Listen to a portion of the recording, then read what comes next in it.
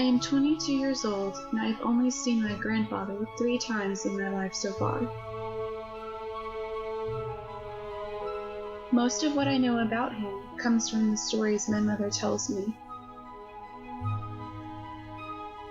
I learned that he is hardworking, kind, optimistic, a little reserved, and sometimes naive.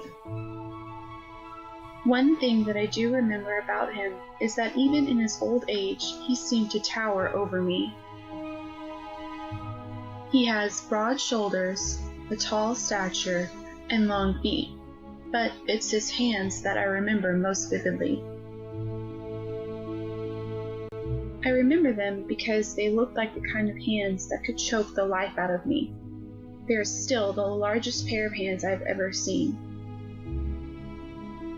A man's hands tell a story about who he is. My grandfather's story is one of hard manual labor and a love for his family.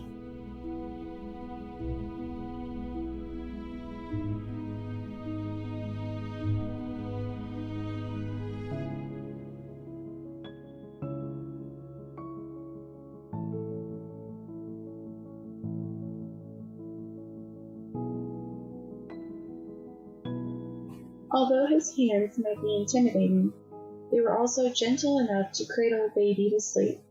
They were generous enough to give money from his savings to his grandchildren for ice cream.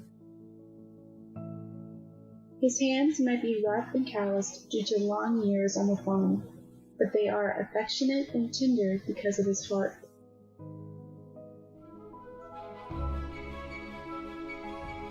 There are so many things that I miss about him. Like the way he smiles when his whole family is together, the way he laughs when he tells stories about my mother and her siblings when they were younger, or even watching him working in the garden or fixing his beloved motorcycle. But what I miss most of all is the way his hands hold mine.